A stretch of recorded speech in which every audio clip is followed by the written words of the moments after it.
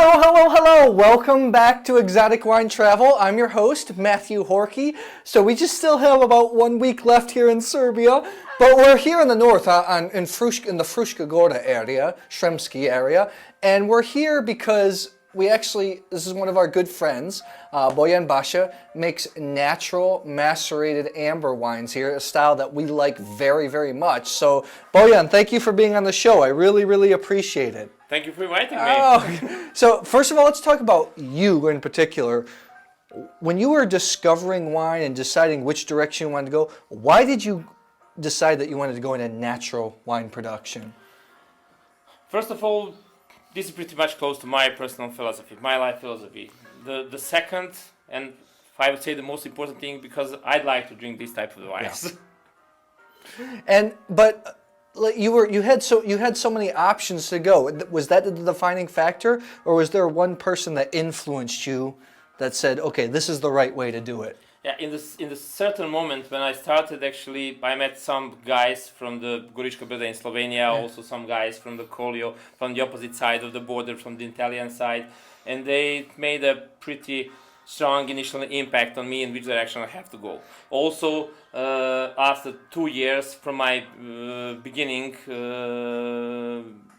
planting the vineyards and being working in the vineyards, I visited Georgia, so I spent 10 days with very interesting groups of the winemakers from the Slovenia and Italy, and spending 10 remarkable days in Georgia really make a strong impression on me. After 10 days of just tasting this wine, speaking with the people, sharing the same philosophy, I definitely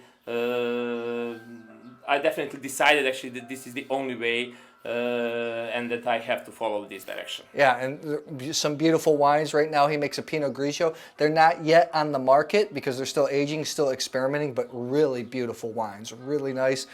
I want to ask you about the natural wine movement in Serbia, because the Serbian modern wine culture is very young, but then the natural wine movement is even younger, but still people are still taking to it and enjoying it. What do you feel like it's similar philosophy to Serbians in general? Is that why they like it so much?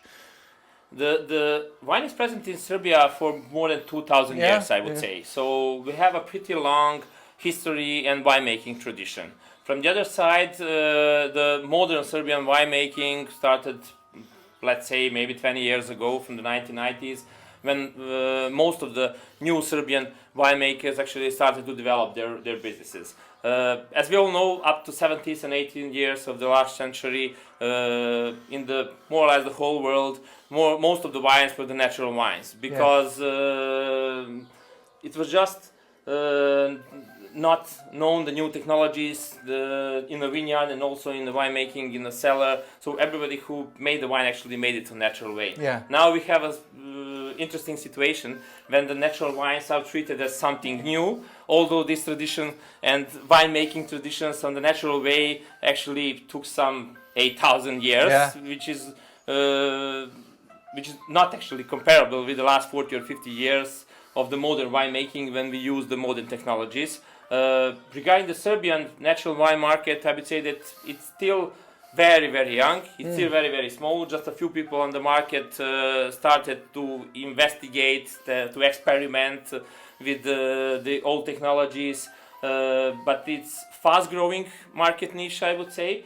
I would say that the Serbian wine consumers are pretty much open, more than we expected in the beginning. Okay. And that the potentials for the natural winemaking in Serbia really exists, and I think that it has a bright future. It would not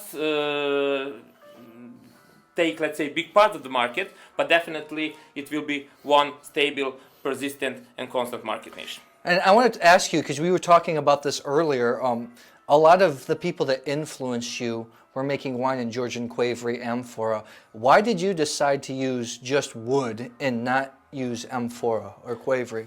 Let's say I have pretty good connection with the Georgian ones. I like their wine pretty much. Even in the beginning, I thought that maybe I have to experiment also with the amphoras here. But investigating a little bit more in the past, Amphoras are maybe used here on the Serbian ground, not during the Slavs history, but during the Roman history, which was some 2,000 years ago, or 1,800 years ago. From that period of time, amphoras are not used as a production facilities. They are used just as a transport facilities, and they don't have any connection with the Slavic people present on this region from the 6th or 7th century. So naturally wood somehow became the natural choice of the winemaking in this region in the last, I would say, 10, 12 centuries. And having in mind that I'm respecting the natural procedures in the vineyard, that also I'm choosing to work with the autochthonic varieties which are present here for more than a couple of hundred years. For example, I choose that the barrel is the wood is actually the perfect production facility according to tradition, but also according to our current historical moment. Gotcha. I want to ask you one last time, what varieties are you planning on releasing in the future? It's Furmint?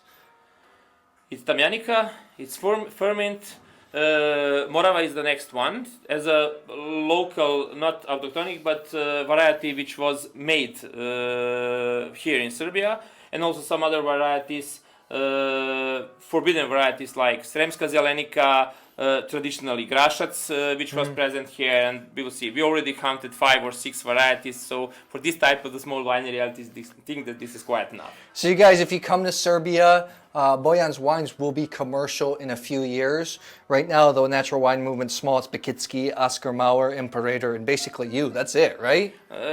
Also, Erno Sagmeister is working on this line, and he's also making pretty interesting wines. Well, thank you so much for having us at the cellar as the door closed on us. Jivali. Guys, if you like this video, please subscribe to our YouTube channel, Exotic Wine Travel. Check out some Serbian wines, and I will see you at the next episode.